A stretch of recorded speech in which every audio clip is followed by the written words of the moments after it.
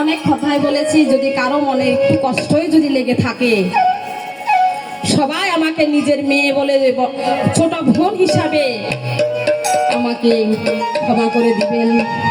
যেটা সত্য কথা, আপনি 100 বার গয়া কাশী বৃন্দাবন আপনি ঘুরে আসেন, যদি বাবা মাকে ভাত না দেন, আপনার সেই গয়া কাশী বৃন্দাবন কখনো আপনার সফল হবে না।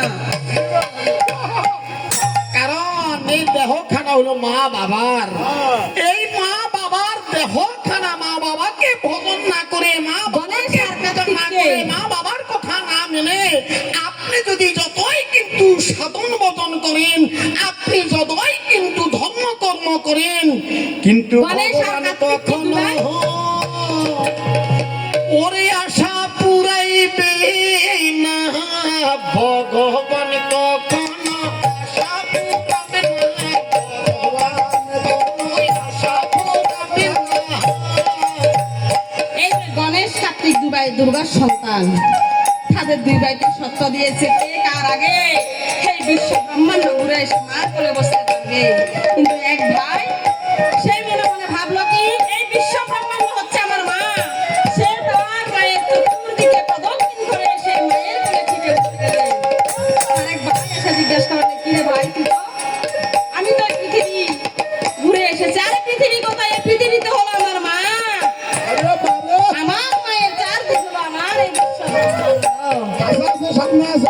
তাহলে সর্বকিছুর উপর হচ্ছে কি আজ্ঞা গুরু, মাতা পিতা, গুরু জ্যেষ্ঠ ভাই, ইহার চেয়ে অধিক গুরু ভজিলে সে। আমরা কিছু কিছু লোকে বলি আমরা গুরু ধরেছি, মন্ত্র গুরু, শিক্ষা গুরু, দীক্ষা গুরু ধরেছি, আমরা ওদেরকে সেবা করিলে আমার মা বাবাকে সেবা লাগবে না। না না না না না না না না, শিক্ষা গুরু, দীক্ষা গুরুর উপরে আমার এই জন্মদাতা জন্ম, এই যে ধর্মদারিণী আমার সবচেয়ে বড়, এই যে ধর্মধারণ করেছে যেই মা, যেই বাবার সে জন্ম ধারণ করেছি, এই পৃথিবীর বুকে তাদের উপরে কোনো বড় হয় না। আগে ভজন করিতে হয় মা বাবার, পরে শিক্ষা গুরু, দীক্ষা গুরু ভজন করা হয়। এই যে মা বাবাকে সেবা করিলে ভগবান সন্তুষ্ট হয়, এটাই কিন্তু সর্বশাস্ত্রে কয়। আর এদিকে সীতা দেবীর কাছ থেকে তখন ঠাকুরের দুটি পুত্রকে যখন ভিক্ষা চাইলেন, আর সীতা দেবী এই দুটি পুত্রকে কেমন করে সে ভিক্ষা দেবে, সে তো কথা দিয়ে গেছে। মা তখন এই দুটি বালককে তখন মা সাজিয়ে দিলেন, আর বাম পায়ের ধুলি মা হস্তে নিলেন, মুখের অন্ন দিয়ে মা এই দুই পায়ের কপালে মা পোঠা দিলেন। এটা হলো মায়ের আশীর্বাদ। মায়ের বাবার আশীর্বাদের উপর আর আশীর্বাদ নাই। আর যদি মা বাবার অভিশাপ, মা বাবার অভিশাপের উপরও আর অভিশাপ নাই। এই পৃথিবীতে মা বাবা আশীর্বাদ দিলে আপনি অনেক দূর অগ্রসর হতে পারবেন। আর মা বাবা যদি আপনাকে আশীর্বাদ না দেয়, অভিশাপ দেয়, তাহলে আপনি কিছু করতে পারবেন না। আর এদিকে দুটি বালককে কহিতে লাগলেন, মা বাবারে তোমরা তো চলেছ ওই মুনির তপোবন, এই জ্যেষ্ঠ হইয়া কনিষ্ঠকে কখনো মন্দ না বলিবে কদাচন। যেই জন জ্যেষ্ঠ হইয়া, এই যে কনিষ্ঠ হইয়া জ্যেষ্ঠকে মন্দ বলে, তার পাপ হয় এই সর্বশাস্ত্রে বলে। বাবারে আরো একটা কইতেছি, বাবা তোমরা তো এই দুগ্ধপুষ্য দুটি বালক, তোমরা এই মুনির তপোবন খানা পাহাড় দিয়ে যাইতেছ। বাবারে তোমাদের গলায় আমি একটি দুজনেকে মালা পরিধান করিয়ে দিতেছি। বাবারে যদি তোমরা কোনো বিপদে পড়ে থাকো, বাবা এই মালার সাথে আর কথা বলবে।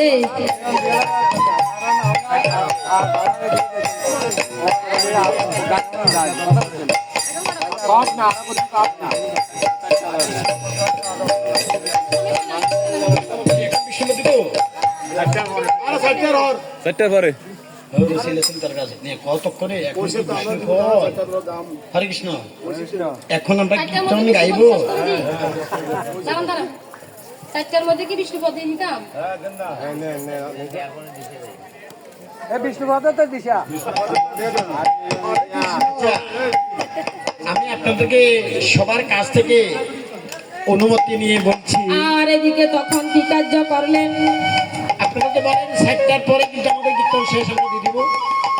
আর এদিকে এই দুটি বালককে নিয়ে যখন মণি ঠাকুর এই বনের দিকে গমনা করিলেন, আর মা ভাগিনী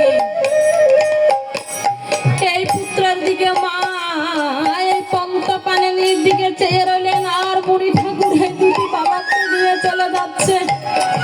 ও গো মুনি লয়ে যায়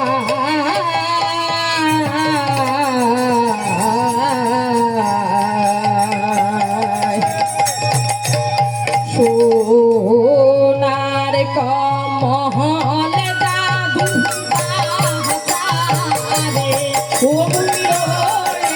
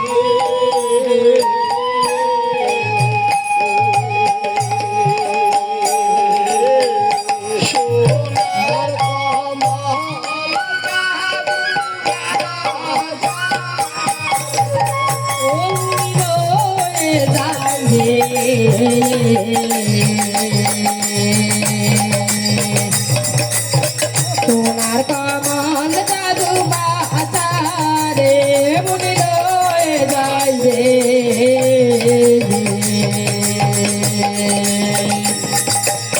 সোনার কমল জাদু বাতারে।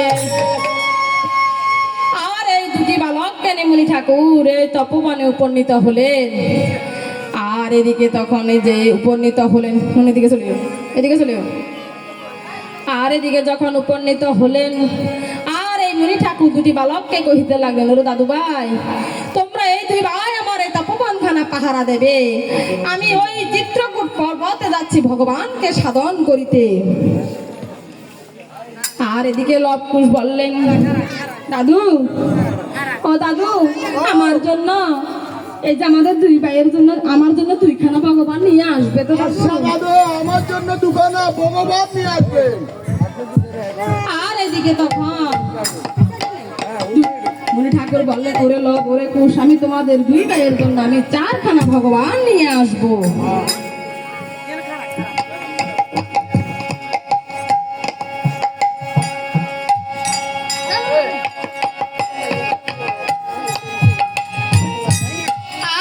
তখন বললেন দুই ভাইয়ের জন্য আমি 4খানা ভগবান নিয়ে আসবো। আর তখন এদিকে দুই ভাই এইদিকে কি কার্য করলে, এই খেলাতে দুই ভাই তখন খেলিতে লাগলে। হঠাৎ করে তখন এই যে অশ্বকে নয়ন দেখলে লাফিয়ে পুষ্পিতে বলতে লাগলেন, ওরে কুশ দেখ কি সুন্দর একটি অশ্ব, আরে দেখো দেখো সুন্দর অশ্ব।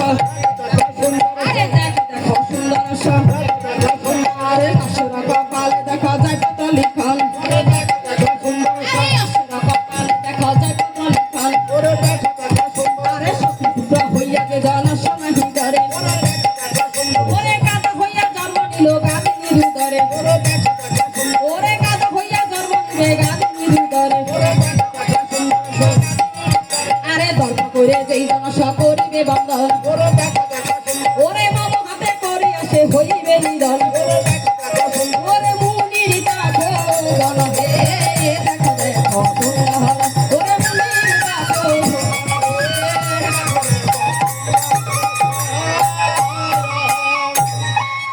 আর এদিকে দুই ভাই কহিতে লাগলেন দাদা রে ও দাদা এই দেখ কি সুন্দর একটি অশ্ব এই অশ্বের কপালে জয়পত্র লিখন আছে এই সতীর পুত্র হইয়া যে যেন অশ্ব না হৃদয়ে গাধা হইয়া জন্ম নিবে গাধের হৃদয়ে দর্পে করে যে যেন অশ্ব করিবে বন্ধন মমতে করিয়া সে হইবে নিধন দাদা রে এই অশ্ব যদি না বন্ধন করি তাহলে আমার মাকে অসতী বলে ঘোষিত করা হবে রে দাদা তাই বলিতেছি অশ্বকে বন্ধন করবো ওরে কুশ আমরা তো হলাম এই দুগ্ধপোষ্য দুটি বালক আমরা কেমন করে এই বিকট অশ্ব বন্ধন করবো দাদা রে মা আসার সময় আমাদেরকে বলেছিল যদি কোনো বিপদে পড়ে থাকো মাকে স্মরণ করিতে আজ আমরা যদি এই বনের মাঝে মাকে স্মরণ করে থাকি ও মায়ের কৃপাতে অশ্ব বন্ধন হয়ে যাবে আজ মা না বলে দি ভাই তখন ডাকিতে লাগলেন মায়ের কৃপাতে তখন এই অশ্ব বন্ধন হইয়া গেল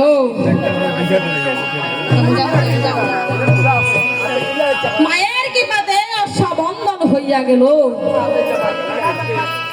আর অশ্ববাদী দুই ভাই তখন শুয়ে নিদ্রা যায় এমন সময় শত্রুঘ্ন বীর গেলেন সেথায় আর এদিকে দিক দুদিকে তখন তাকিয়ে চাইলেন কোথায় অশ্বটাকে দেখলেন না আর এদিকে তখন বললেন কি সুন্দর দুটি অশ্ব বালক এই অশ্ব বন্ধন করে মনে হয় এই দুটি বালক শুয়ে আছে ওরে বালক ওরে বালক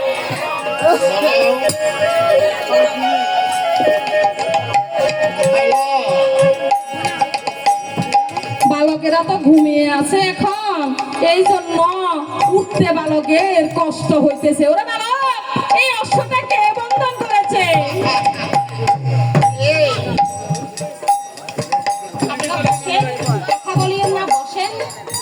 অশ্বকে বন্ধন করেছে কে বন্ধন করেছে সে কিন্তু বনের মাঝে কিন্তু প্রশ্ন করো এই বনের মাঝে কারো দেখা পেয়েছ